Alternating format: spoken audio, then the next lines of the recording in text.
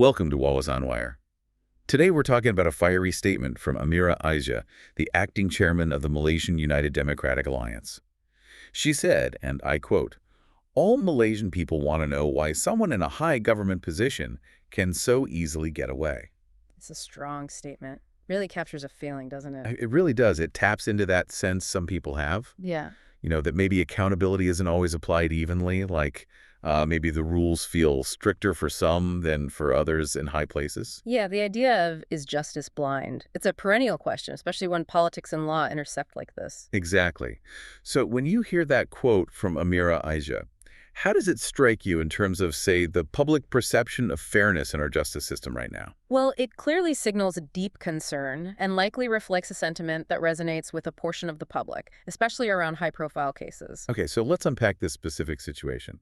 We're focusing on the case involving Ahmad Zahid Hamidi, the deputy prime minister. Right. And specifically, this legal decision, the DNAA, discharge, not amounting to an acquittal, that seems to be the crux of the matter. Absolutely. The DNAA is central here.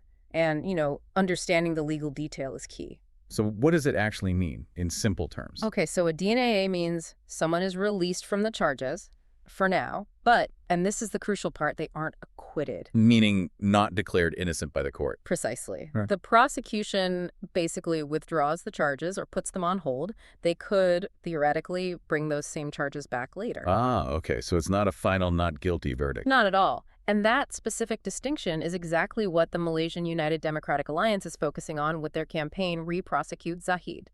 They're saying the legal question wasn't answered. And Amir, Aisha's point is that this decision didn't actually come from the judge ruling on the evidence, right? She's saying it was the Attorney General's chambers that decided to withdraw. That's her core argument. She frames it as an executive decision by the AGC, not a judicial finding based on the trial's merits. And her concern is the precedent this sets. Yeah, she calls it a dangerous precedent. The worry is, could this become a sort of template, a way for other powerful figures to sidestep a full trial, potentially? So this brings up big questions about the independence of the Attorney General's chambers, doesn't it? Especially when dealing with prominent politicians. Exactly. Amira Aisha links this directly to the current unity government's commitment to fighting corruption. How so? Well, she suggests that granting a DNAA in such a high-profile case, particularly one that had already reached the defense stage. After a prima facie case was established. Right. After the court already said there was enough evidence to proceed. For her, pulling the plug then sends a signal, maybe an unintended one, that perhaps the anti-corruption drive isn't as robust as promised, especially at the top. That makes sense. And this view isn't just hers alone, is it? I think Hanipa Maidin, the former Deputy Minister for Legal Affairs, also weighed in. He did, and he expressed, well, pretty strong confusion. He said he found it utterly perplexing. Perplexing why? Why the prosecution would even ask for a DNAA at that specific point. Remember, the court had already looked at the prosecution's evidence for all 47 charges and ruled prima facie. Okay, let's quickly clarify prima facie again. That means... It means on the face of it. The judge basically says, based on what the prosecution has shown me so far, there's enough evidence here that warrants the accused having to present a defense. So it suggests a conviction is possible, even likely, if the defense can't poke holes in the prosecution's case. Correct. It's a significant hurdle cleared by the prosecution.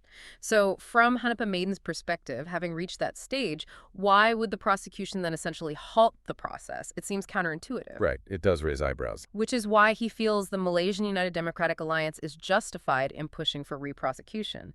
They see it as finishing a process that was, in their view, prematurely stopped. Okay, so that's a clear picture of the Malaysian United Democratic Alliance's position and the legal reasoning behind it. But politics is never that simple, is it? There's a strong pushback, particularly from UMNO. Indeed. And that's where the narrative really gets contested. Leaders within the United Malays National Organization have come out quite strongly against the Malaysian United Democratic Alliance's campaign. Like who, for example? Well, take Isra Abdullah, the Johor United Malays National Organization information chief. He's raised concerns that MUDA's actions could actually damage public trust in the entire judicial system. How so? What's his reasoning? His argument is that the DNAA wasn't just some arbitrary move by the Attorney General. He insists it was a court decision, made after the judge considered arguments from both sides, the prosecution explaining why they wanted the DNAA, and the defense presumably responding. So he views it as part of the legitimate court process. Yes. And he warns against, political pressure or public outcry trying to overturn what he sees as a considered judicial outcome. He emphasizes Malaysia's sovereignty and its established legal framework. Respect the court's decision, basically. And he also had some advice for the Malaysian United Democratic Alliance, didn't he? Something about their political approach. He did. He urged them towards what he called more mature, fact-based politics. Focus on constituents, he said, rather than stirring up baseless hatred just to get attention. Baseless hatred. That's strong language. What do you think is the implication there? Well, he seems to be framing the Malaysian United Democratic Alliance's campaign not as a genuine pursuit of justice, but as maybe a politically motivated attempt to sow discord and distrust against the government and the judiciary. So trying to paint them as disruptive? Pretty much. It's a way to defend the judiciary's integrity, deflect the criticism away from the DNA itself, and perhaps position UMNO as the party upholding stability and due process. Shift the focus back to policy, not controversy. And this line of argument is echoed by others in UMNO youth as well. Yes, Aswad, the Johor United Malays National Organization Youth Deputy Chief, brought up another angle accusing the Malaysian United Democratic Alliance of a double standard. A double standard? In relation to what? He specifically highlighted the case of Syed Sadiq, Malaysian United Democratic Alliance's own former chairman. Ah, right, his conviction. Exactly. Aswad pointed out that when Syed Sadiq was charged and convicted, there wasn't this big push to politicize the verdict or attack the judiciary's integrity. His claim is that people, including the Malaysian United Democratic Alliance, generally accepted the court's decision then. That's his assertion. He argues that for the Malaysian United Democratic Alliance to now challenge the Zahid Hamidi outcome so forcefully while accepting the outcome for their former leader looks inconsistent. Suggesting selective outrage, perhaps. That's the implication. It potentially erodes public confidence, he says, if principles seem applied unevenly based on whose case it is. So Aswad's message boils down to, the law applies to everyone, respect judicial outcomes consistently, and focus on real issues. Precisely. He urges the Malaysian United Democratic Alliance to focus their energy on things like the cost of living, youth unemployment, pressing bread-and-butter issues, essentially. Instead of relitigating this case in the public sphere. Right. It's a strategic move from UMNO leaders, defend the judiciary, question MUDA's consistency and motives, and pivot the conversation towards governance and practical problems. So when you, the listener, hear all these arguments flying back and forth, what's the takeaway? It really underlines how complex things are, doesn't it?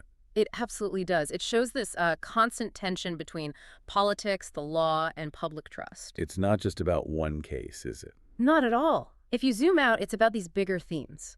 Transparency, accountability for the powerful, and, crucially, maintaining faith in our institutions. Can people believe the system is fair, especially when high-profile figures are involved? Yeah, the Zahid DNAA case really becomes a sort of flashpoint for these broader concerns about the rule of law and political influence. It forces everyone to think about that line, the line between legal technicalities, like a DNAA, and the public's need to feel justice is being served fairly. How much does public confidence matter versus strict legal process? The tough balance. This whole discussion just highlights how deeply politics and law are tangled up in Malaysia. And it leaves us with a really interesting, maybe uncomfortable question to ponder. In this drive for accountability, how much weight should public opinion carry in legal matters? Where is that line between healthy political debate and undermining the rule of law itself? That's the ongoing challenge, isn't it? Defining that line continues to be a central part of Malaysia's political and legal development. Definitely something to keep thinking about. Remember to like and subscribe for more videos like this.